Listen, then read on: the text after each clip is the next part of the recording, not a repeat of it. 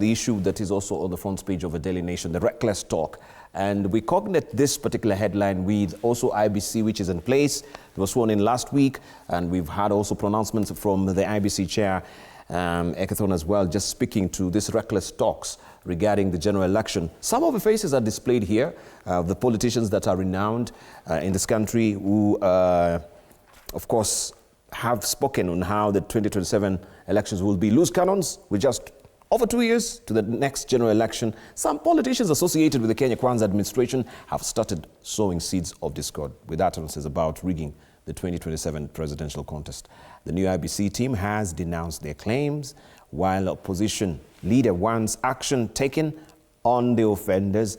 What does it really portend, especially for IBC, which at this particular moment is, not really in favor with good ratings from the public? There's that mistrust. Even with the entire commission, we had injunction in courts because of the swearing in, not the swearing in, but of course during the interviews we had other numbers being added as to it, and people are questioning where is this really coming from if you had shortlisted and we had another 5 or 6 figures coming from nowhere, just from the left.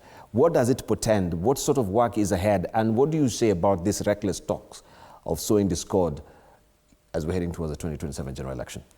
Thank you. First and foremost, let me say, as of now, let us Kenyans accept the verdict of the court, because the swearing in of this particular commission was charged in court, and an order was issued, but finally, at the tail end, the court dismissed the whole matter and allowed this particular commission to proceed to work.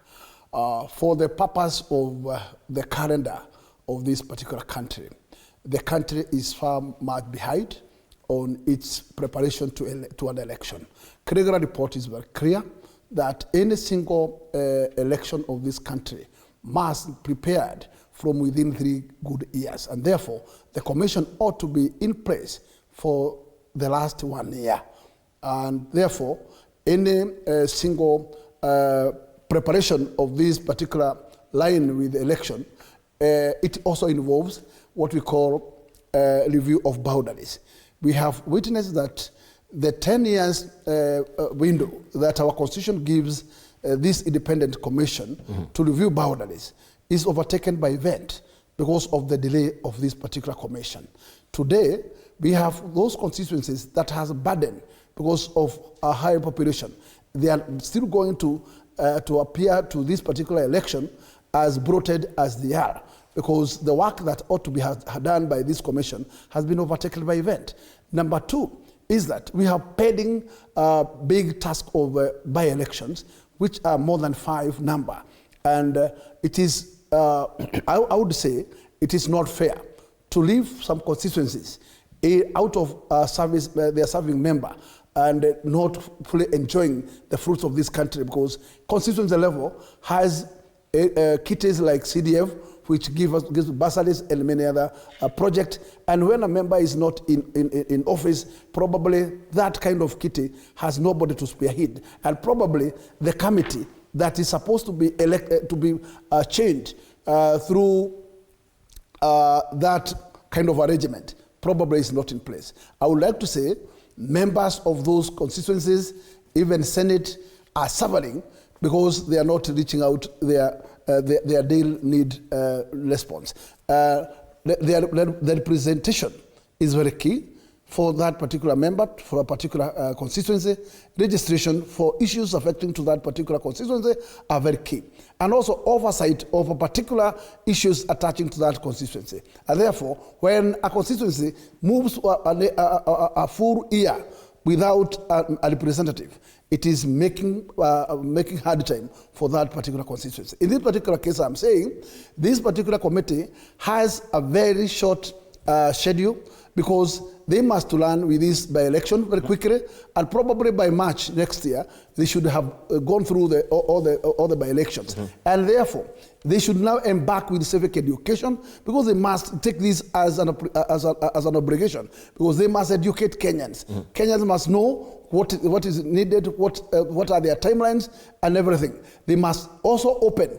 Note, from when the commission ceased to be in operation, no single person is registered.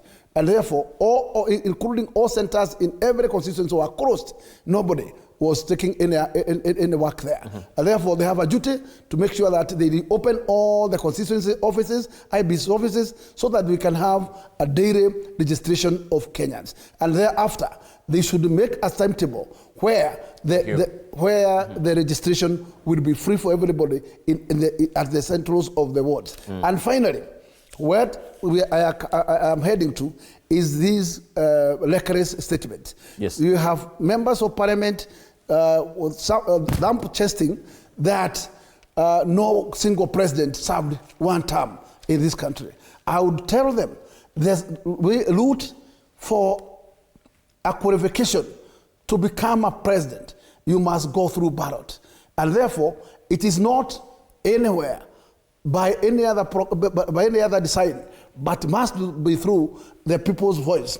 And therefore, after 5 years, the people of Kenya will move to an election and will they cast a decision. And out of that decision is what will determine whether William Ruto will serve this country the second term or not. And therefore, not Sudi, who should be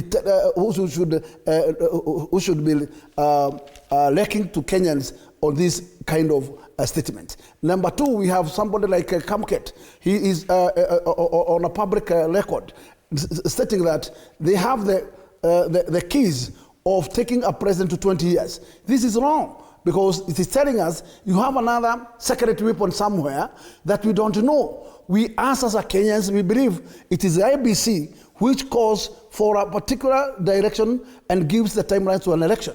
But if members of parliament somewhere chest dumping, that they know the results even before this particular matter is taken to the framework, then we have to understand what is this that you know, and this country is not a country elected through, coming through a revolution, is a country coming through an election.